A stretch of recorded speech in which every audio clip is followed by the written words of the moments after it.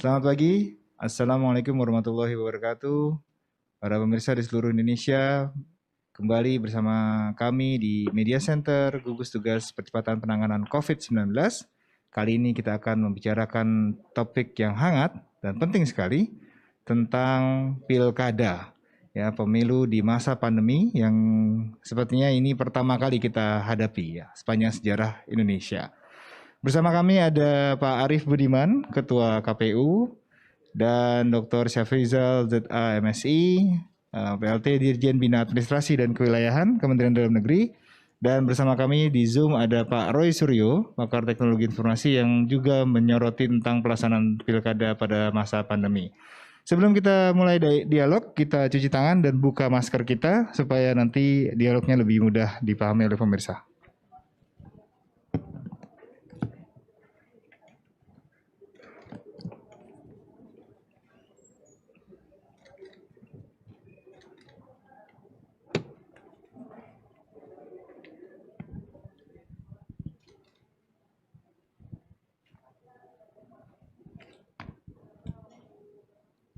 Ya, ini topik yang sangat penting dan hangat dibicarakan dan dalam beberapa waktu ke depan akan segera kita laksanakan bersama. Oleh karena itu kami minta penjelasannya dari Pak Arief Rahman dulu. Pak Arief Rahman, ini sepertinya pemilu atau pilkada di masa pandemi pertama kali ya di sejarah Indonesia. Ya, Betul. nanti koreksi dulu, Pak Arief Budiman. Oh, Arief Budiman, sorry. Maaf, ini Arief Budiman. Iya, terima kasih Mas Ari, teman-teman semua, Pak Syafrizal, Pak Roy, Assalamualaikum. Waalaikumsalam warahmatullahi wabarakatuh. Ya, ini sejarah pertama ya. Sebetulnya kita mencatat dua pemilu terakhir ini sejarah dalam pemilu di Indonesia. Yang pertama pemilu 2019. Itu pemilu serentak pertama di Indonesia menjadikan satu pileg dan pilpres. Sebelumnya selalu diselenggarakan sendiri-sendiri. Nah 2020 ini juga menjadi pemilihan kepala daerah pertama diselenggarakan di tengah pandemi COVID-19. Nah maka melaksanakan di 2020 ini akan menjadi penting untuk memberi dasar, memberi pijakan bagi generasi yang akan datang. Kalau kita punya contoh baik, kita melaksanakan dengan baik, maka dia bisa menjadi model untuk pemilu-pemilu kita ke depan kalau ada bencana. Karena saya yakin bencana itu akan ada dengan berbagai macam modelnya ya. Ya ada bencana alam, ada bencana non alam. Kebetulan sekarang virusnya itu corona. Suatu saat bisa saja ada virus yang lain. Maka hari ini kita membuat bukan hanya sejarah secara teknis pelaksanaannya, tetapi regulasinya, kemudian model pelaksanaannya, kulturnya. Itu menjadi penting untuk bisa menjadi model di masa yang akan datang. Kalau baik yang kita terapkan hari ini, dia bisa memberi contoh baik. Tapi kalau kita buruk melaksanakannya tahun ini, maka kalau terjadi lagi, kita juga masih meraba-raba lagi, kita harus seperti apa kayak gitu. Jadi ini pertaruhan besar bukan hanya untuk generasi sekarang ya, tapi sebetulnya ini warisan penting untuk generasi yang akan datang. Ya, jadi ini model Pak ya untuk berikutnya ya. Nah, kami juga kita semua melihat di media ternyata banyak sekali agenda pemilu tetap dilaksanakan di berbagai negara. Kenapa harus dilaksanakan di tengah-tengah pandemi? Kenapa tetap harus dilaksanakan? Situasi dan kondisi di tiap negara beda-beda. Kemudian jenis pemilu yang dilaksanakan di setiap negara juga beda-beda. Ada yang pemilihan kepala daerah, ada yang pemilu parlemen, ada yang pemilu presiden. Termasuk regulasi di tiap negara juga beda-beda. Ada yang tidak bisa mengelak. Ya tetap karena periode pergantian kepemimpinnya, siklusnya itu ya jatuhnya tahun ini. Mereka nggak bisa nolak. Tapi ada juga nggak apa-apa kalau nggak tahun ini. Regulasi kita mengatakan misalnya kalau pemilihan kepala daerah ya itu bisa ditunjuk penjabat kepala daerah. Tapi kan beda kalau yang kita hadapi misalnya pemilu presiden.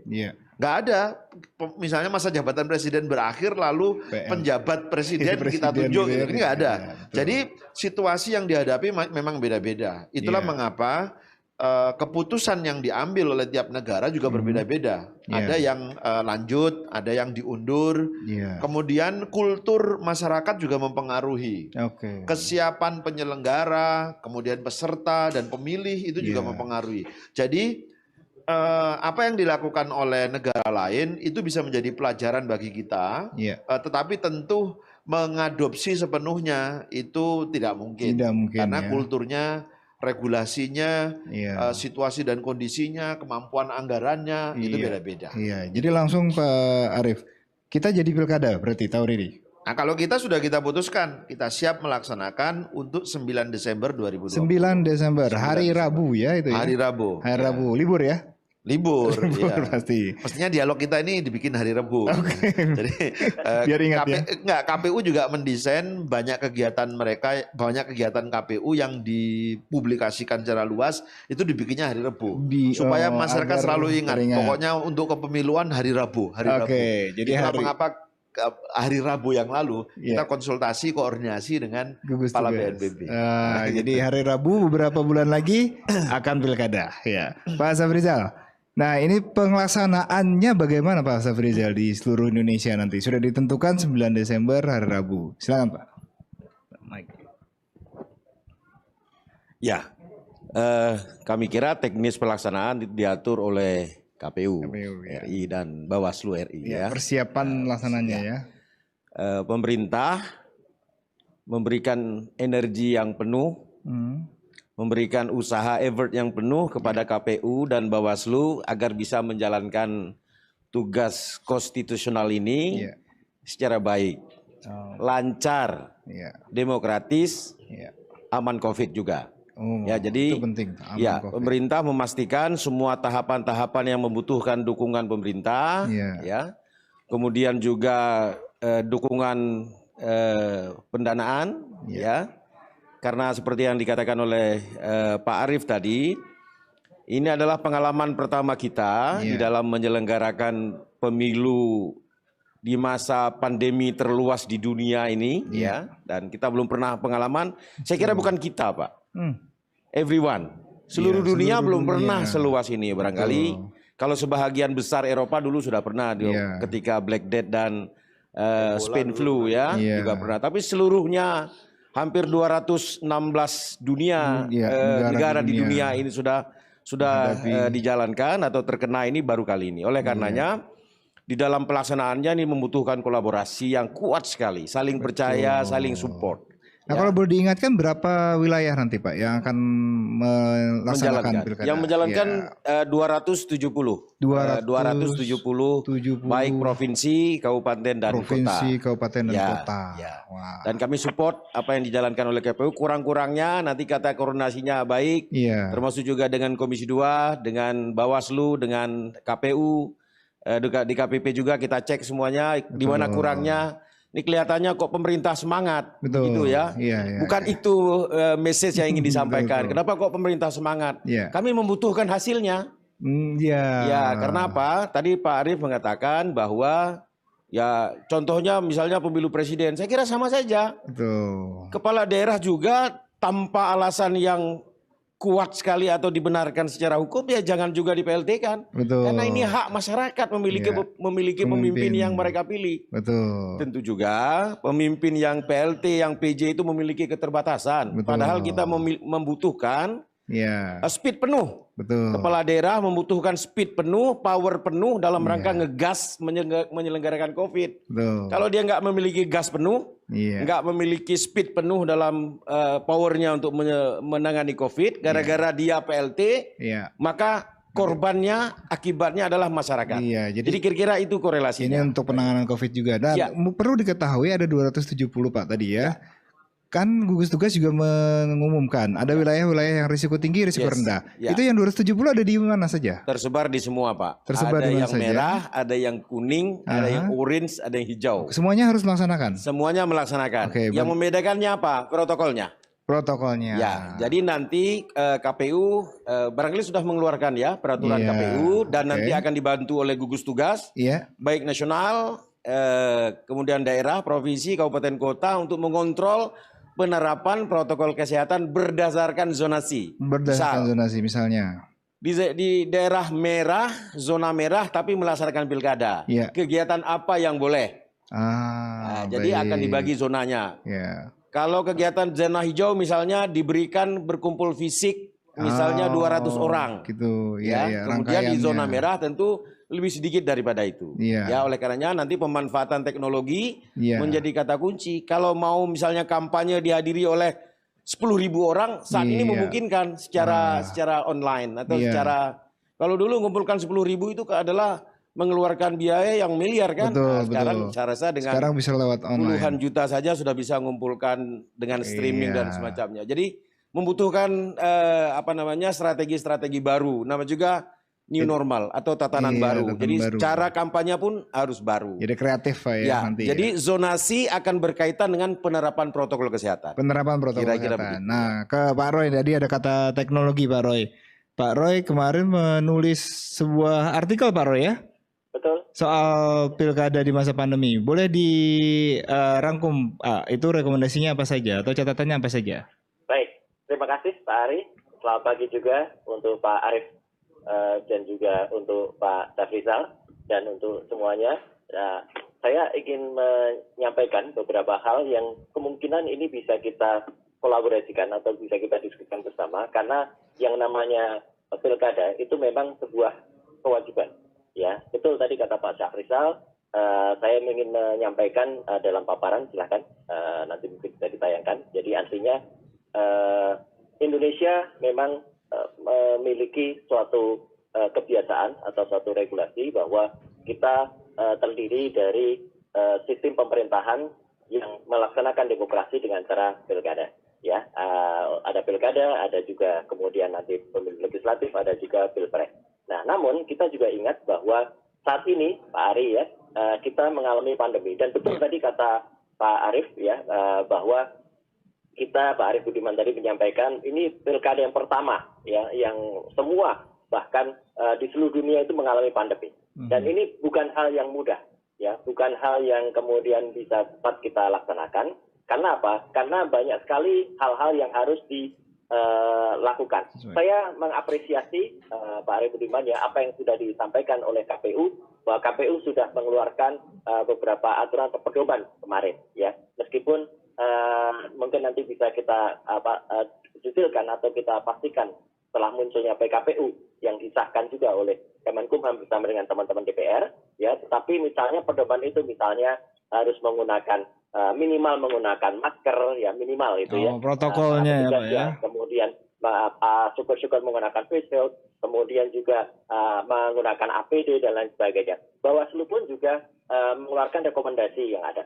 Pak Syafrizal tadi juga benar bahwa BNPB atau gugus tugas untuk percepatan penanganan pemilu ini sudah mengeluarkan zonasi ya, untuk daerah-daerah yang memiliki resiko tinggi. Dan 270 wilayah itu memang kebetulan saja itu masuk dalam 32 daerah yang semuanya ada terbagi menjadi zona hijau, zona kuning, zona orange dan juga zona merah. Nah, hubungannya dengan teknologi informasi ini Pak Ari ya, satu keniscayaan juga kita sekarang Pak Ari, juga Pak Arif dan juga Pak Syafrizal juga semua masyarakat disadari atau tidak, kita dipaksa quote and quote gitu ya, kita dipaksa sekarang menggunakan teknologi informasi. Dulu tidak bisa kita bayangkan kita bisa melaksanakan tatap muka semacam ini.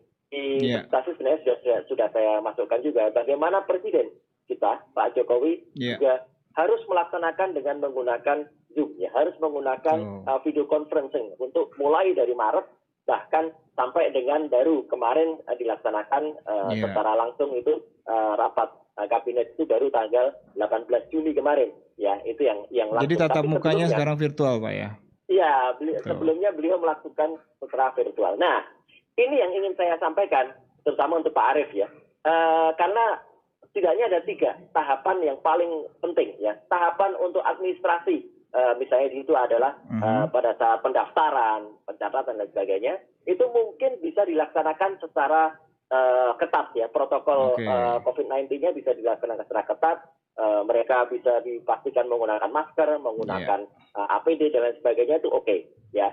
Tahapan yang kedua adalah soal sosialisasi atau kampanye yang tadi disampaikan oleh Pak Syahriza. Nah ini yang penting, ini yang ingin saya sampaikan karena kita lihat ada banyak ini Mas Ari ya, ada banyak hal yang sudah diatur misalnya soal KVD, soal sunatan kemarin di Bogor, contohnya mau diatur seberapapun pelanggaran itu akan terjadi.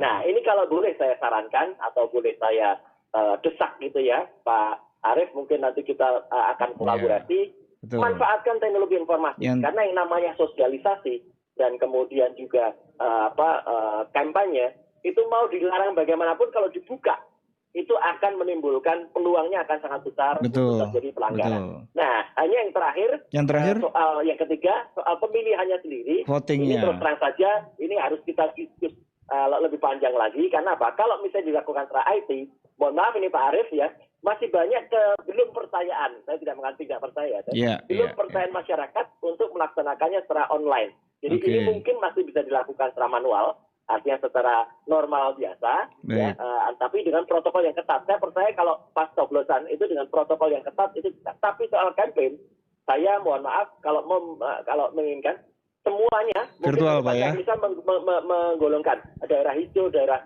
kuning, daerah itu berbeda. Kalau saya sarankan semua sama saja Pak Arief Budiman, supaya tidak ada karena yang namanya kampanye itu biasanya ya ini pengalaman saya 15 tahun di politik, saya sekarang sudah bebas ya, saya sudah independen, sudah non partisan ya.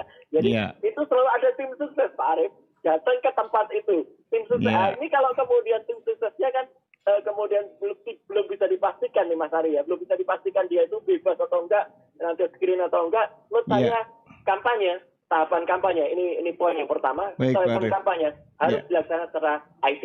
Itu poinnya dulu. Ya baik Pak Roy. Jadi kembali ke Pak Arief. Apa yang berbeda tadi kan sudah disebutkan protokolnya. Apalagi yang berbeda di pilkada kali ini? Iya. Pertama yang saya mau pastikan regulasinya tidak ada yang berubah. Regulasi yang sudah pernah dipakai itu tidak berubah. Undang-Undang 10 2016 masih dipakai. Itu kan perubahan dari Undang-Undang 1 2015. Peraturan KPU yang ada juga masih dipakai. KPU sama. Nah, yang kita lakukan sekarang adalah menambahkan peraturan KPU baru. Menambahkan peraturan KPU baru itu isinya adalah sebagaimana yang disampaikan oleh Pak Roy tadi. Jadi misalnya pada saat administrasi pendaftaran calon, kami sudah mengatur karena undang-undang itu masih meminta calon itu harus ada, harus daftar sendiri. Maka kami hanya memperbolehkan pasangan calon datang bersama 2 orang staf yang membantu membawa berkas. Kalau dulu kan pakai arak-arakan, itu pakai parade lah kira-kira. Nah itu kemungkinan kita atur enggak boleh. Tapi menghilangkan sama sekali karena undang-undang masih minta harus daftar sendiri. Nah ya udah. Tetap daftar tapi pasangan calon bersama staf yang bantu bawa gitu. Lebih efisien berarti. Ya. Kemudian yang kedua, ya ini supaya mereka juga murah biayanya. Berarti kan cuma berdua. Kemudian soal kampanye. Nah, sama kampanye itu sebetulnya kami ingin menghilangkan pertemuan fisiknya. Ya. Semua diganti dengan daring saja, kan? Tetapi nggak mungkin kalau ada yang keberatan pada kami karena undang-undangnya masih memperbolehkan. Maka tetap kami perbolehkan tapi diatur. Misalnya tidak boleh melebihi 40% dari kapasitas ruangan.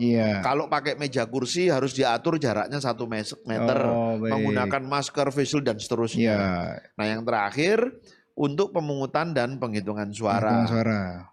Ada banyak masukan supaya pakai online gitu ya. Vote online. Tapi KPU berdasarkan pengalaman lihat pemilu di banyak negara, kebetulan saya juga melihat sendiri, menurut saya kita jangan menghilangkan kultur pemungutan suara itu tetap manual. Tetapi begitu pemungutan suara sudah selesai, sudah dihitung, semua orang menyaksikan di TPS, itu kan betul-betul party gitu ya. Nah, waktu mau direkap itulah yang menggunakan teknologi informasi. Sebetulnya itu sebetulnya itu sudah kita terapkan dengan menerbitkan atau mempublikasikan situng kemarin. Betul. Tapi sebagaimana disampaikan Pak Roy tadi, kultur kita sudah siap enggak? menyatakan bahwa e-rekap itu hasil resmi. Betul. Nah, ini yang mau kami dorong, mungkin belum sampai dengan pemungutan suaranya, tapi sampai e-rekapnya. Mudah-mudahan ketika revisi undang-undang ini dilakukan, termasuk untuk pemilu 2024, e-rekap ditetapkan menjadi hasil pemilu resmi. Jadi tidak perlu di manual lagi. Jadi itu nanti rekap yang berhari-hari di kecamatan, di kabupaten itu nggak ada. Jadi begitu TPS selesai dihitung, di capture, dikirim, masuk ke pusat data kita, langsung direkap secara elektronik.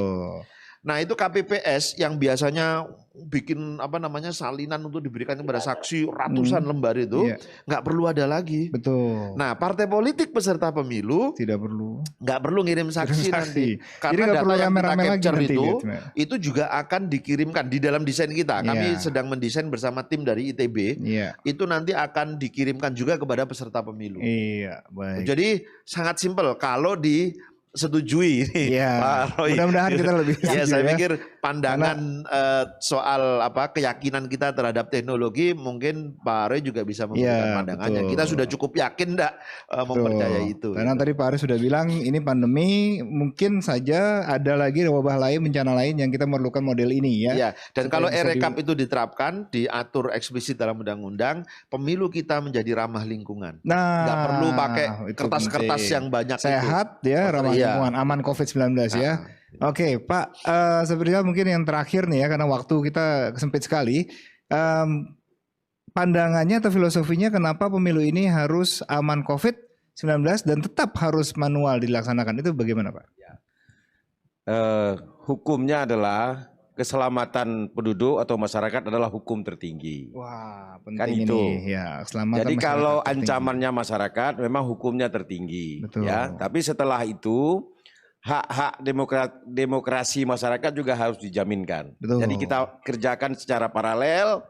Kata kuncinya adalah disiplin. Nah, ini dia. Kata kuncinya adalah disiplin. Kita KPU, gugus tugas, berbagai sektor sudah mengatur tentang pedoman penerapan protokol kesehatan. Kuncinya adalah kata disiplin, ya. Dan juga sosialisasi kepada masyarakat. Karena ada hukum juga, hukumnya adalah kalau kita tidak tahu, kita terancam. Ya, kita yang terancam. Kalau kita tidak tahu. Artinya risikonya ada pada diri. Tapi kalau kita tidak peduli, orang lain yang terancam. Oleh karenanya kita harus tahu dan juga harus peduli. Kata kuncinya adalah disiplin. Protokol dasar, pakai masker, jaga jarak, cuci tangan, itu enggak lihat warna zonasi. Nah, betul itu. Protokol umum ini di semua zonasi, merah sampai dengan hijau.